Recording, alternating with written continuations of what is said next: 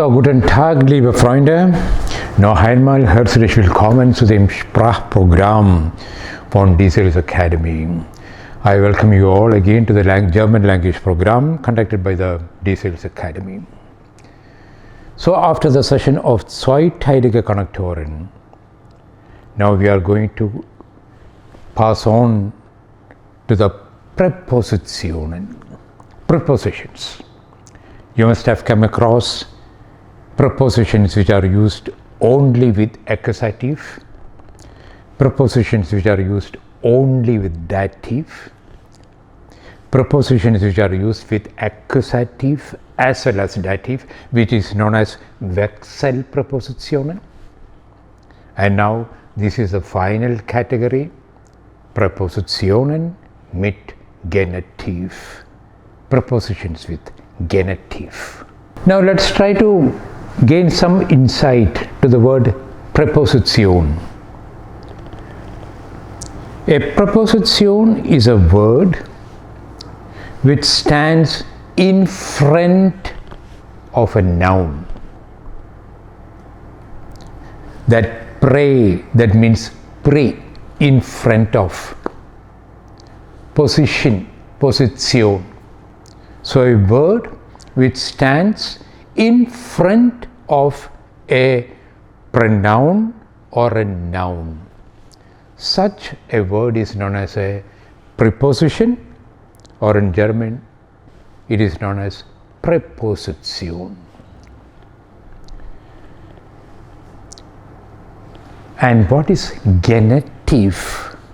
What is a function of genitive in a language? You should be remembering how to make the genitive of nouns. Example, Schüler, des Schülers, Mann, des Mannes, Kaufmann, des Kaufmanns, and so on. That you must have learned already by this time. So the genitive, if one noun is in the genitive case, that shows some possession. Das ist das Buch des Schülers. That's the book of the pupil, des Schülers. What does it mean? That book belongs to that pupil. The same possession can be expressed with the help of the verb gehören. Das Buch gehört dem Schüler. The same possession can be expressed with the help of the preposition von. Das ist das Haus von meinem Vater. That is the house of my father. So possession, the sense of possession can be expressed in German with the help of the preposition von, with the help of the verb gehören, which means to belong to, and thirdly, with the help of the preposition genitive. So I hope now you know what is a preposition and what is actually meant by genitive. Now slowly let's deal with different types of prepositions. And the prepositions that we are going to deal today will be used only with genitive. You must have come across prepositions which are used only with accusative, prepositions which are used only with dative. And today we are going to deal with prepositions which are used only with genitive. The first one is Statt or the Anstatt. The pronunciation should be very clear here. Statt. There is Stadt, which means city. Spelling is different. Statt, which means a state. Spelling and pronunciation is different. Here we are dealing with the preposition Statt or Anstatt.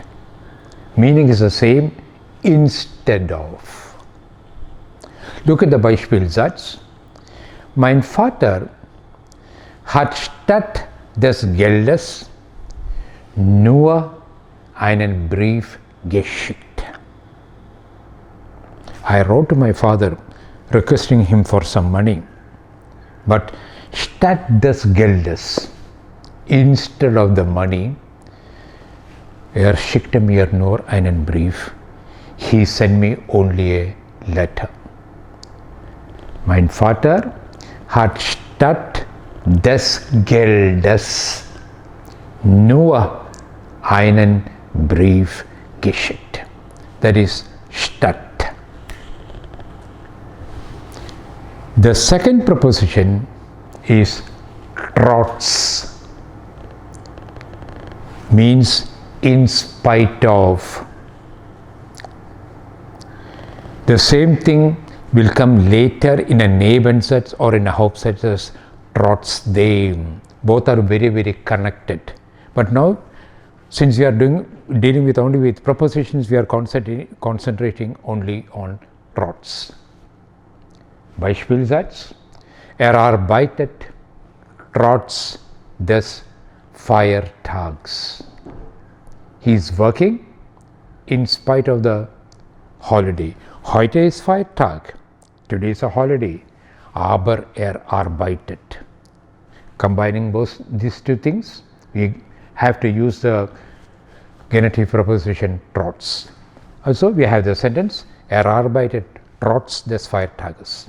You can also say trotz des Feiertags arbeitet Both the possibilities are there. Then Während. Während is a preposition which mainly deals with time, Zeit. In the grammar terminology, this is known as tempora and Temporalbestimmung. Temporal, tempora means Zeit. It means during. So whenever you say during, you can imagine that two actions are happening at the same time. Look at the Beispielsatz. Während der Fahrt lese ich eine Zeitung. Während der Fahrt, it is actually die Fahrt, but since während is a preposition used only with the genitive, die becomes der, and you are saying während der Fahrt lese ich eine Zeitung. Look at the sentence once again. Two actions are happening at the same time. Which are these two actions? Ich fahre, I am traveling. And at the same time, ich lese, I am reading. Ich fahre und ich lese. I am traveling and I am reading.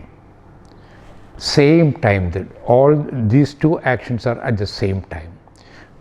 Hence we say, während der Fahrt lese ich eine Zeitung. Now, here we have a noun, während der Fahrt. Fahrt is a noun which means journey or travel. The same thing we can express with the help of a verb. Während ich im Zug fahre,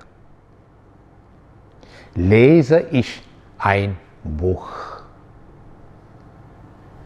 Während ich im Zug fahre, lese ich ein Buch. The moment you use fahre instead of fahrt,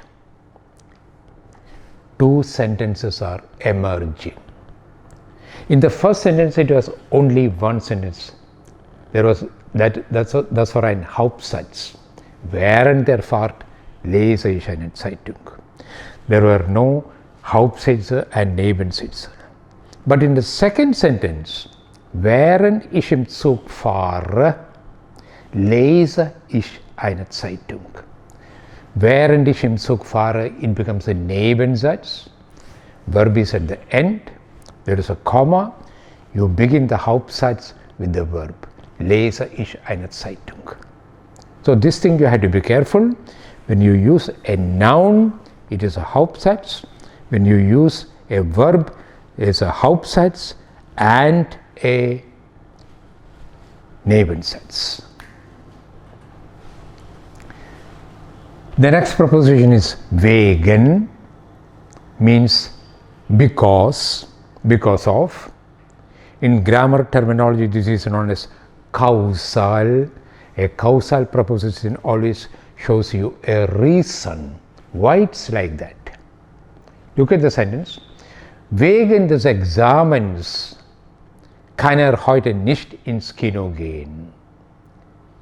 Wegen des Examens, Examen, das ist ein Noun. Wegen des Examens kann heute nicht ins Kino gehen. One complete sentence, one Hauptsatz. Kann heute nicht ins Kino gehen. He cannot go for a film. Why? What's the reason? Wegen des Examens. Because of the examination. So wegen always, that part of the sentence always shows you a reason why something can be done or something cannot be done. The next preposition will be Innerhalb. Innerhalb shows within. That is used in a lokale Bedeutung. Lokal means a place connected with a sense of place. Beispielsatz: Innerhalb des Krankenhauses darf man nicht rauchen. Innerhalb des Krankenhauses, inside the hospital, darf man nicht rauchen. One is not permitted to smoke. Or innerhalb here shows it is in a temporale Bedeutung. This is a Krankenhaus. So within the Krankenhaus, within this territory, that shows a lokale Bedeutung. It has something to do with place or ort. Hence it is known as the Innerhalb is always used in a lokale Bedeutung. But it can also be used in the sense of time. Sentence: Innerhalb einer Stunde haben wir die Arbeit fertig gemacht. Innerhalb einer Stunde haben wir die Arbeit fertig gemacht. Within 1 hour, we would have finished the work. Within. But here this within, it is not in the sense of place, it is in the sense of time. Within 1 hour, within 2 hours, and so on. So Innerhalb can be used in a lokale Bedeutung. Innerhalb can also be used in a temporale Bedeutung. But in both cases, the genitive case has to come. Just the opposite, Außerhalb, outside. Außerhalb der Stadt ist die Luft frisch. Outside the city, the air is fresh. City, place, lokale Bedeutung. Außerhalb der Ferien sind wir immer zu Hause. Vacation, after the vacation or outside the vacation, that is time, Zeit verbunden, we are always at home. Wir sind immer zu Hause. So Innerhalb und Außerhalb can be used in a lokale Bedeutung. It can also be used in a temporale Bedeutung. Inmitten, in the middle of. Inmitten des Sees liegt eine kleine Insel. In the middle of the sea or of the lake, there is a small island. Innerhalb is mostly used in a lokale Bedeutung. Then infolge, as a result of, infolge seines Fleißes hat in der Prüfung gute Noten bekommen. Infolge seines Fleißes, on the basis or following or because of his hard work, he could get very good grades in the examination. Dank. Dank, in the elementary level you have learned Dank, Dankeschön, vielen Dank. They were not prepositions, but Dank can also be used as a preposition. Look at the sentence. Dank seiner guten Ausbildung hat eine gute Stelle. Dank seiner guten Ausbildung. Thanks to his good education hat eine gute Stelle. Now he is enjoying a very good position, a very good job. Here, Dank is a preposition and not just a word, which is used with genitive. And then binnen. Binnen has the same meaning of innerhalb, within. There is no much difference. Binnen eines Monats müssen Sie die Arbeit beenden. Oder innerhalb eines Monats müssen Sie die Arbeit beenden. Time, that's a time verbunden, temporale Bedeutung. Within 1 month you should conclude or you should bring the work to an end. Then there is another preposition, Jenseits. It just means on the other side. You will come to this preposition not very often, but still we have to know it. Jenseits des Flusses steht ein Bauernhof. Fluss, there is a river. Jenseits des Flusses. It just means auf der anderen Seite, on the other side. But instead of saying auf der anderen Seite, on the other side, there is a very interesting preposition in the German language, that is Jenseits. So jenseits des Flusses steht ein Bauernhof. On the other side of the river there is a Bauernhof, a village. Not a village actually, but a farmer's cottage. Then Unweit. Unweit means near, in the vicinity. Unweit der Stadt liegt ein schöner See. Unweit der Stadt, in der Nähe der Stadt, in the vicinity, in the close proximity of the city, there is a beautiful lake. Then Angesichts, in view of. Angesichts des Todes des Ministers ist heute ein Feiertag. In view of the death of the minister, today is a holiday. But remember, these are all mostly in the geschriebene Sprache. In the normal language we just say, der Minister ist tot, the minister is dead. Deshalb ist heute ein Feiertag. Therefore it is a holiday today. But gehobene Sprache, you use the preposition in genitive and come with a very high sounding word or high sounding sentence. Angesichts des Todes des Ministers. Two genitives in the one sentence. Des Todes and des Ministers. And then Willen, which just means for the sake of. Mostly Germans say Gottes Willen, for the sake of God. Please don't do that, or please do that. Gott. Gott is a word, Gott Gottes, it becomes a genitive. Gottes Willen. Very short sentence. Exclamation. Or die Mutter gab der Gesundheit ihrer Kindeswillen viel Geld aus. Look at the construction. Die Mutter gab der Gesundheit ihrer Kinder willen viel Geld aus.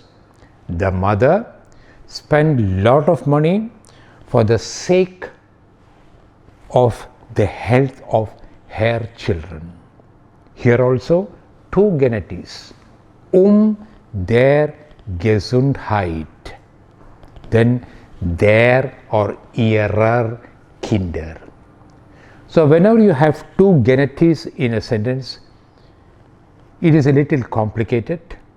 You have to be very sure that you put the both nouns or the pronouns in the proper genitive case. And then anläßlich, on the occasion of. Anläßlich seines Geburtstags haben wir eine Party organisiert. On the occasion of his birthday, we have arranged a big party. Anläßlich, on the occasion of. Now, till now we have discussed many prepositions that are used only with genitive. We should be knowing something more regarding this. In the beginning we have said Wegen and Trotz, they are genitive prepositions, but Wegen and Trotz are also used with the dative, but only in the spoken language, not in the written language. And Wegen and Trotz auch mit Dativ bei Nomen und Personalpronomen in der gesprochener Sprache.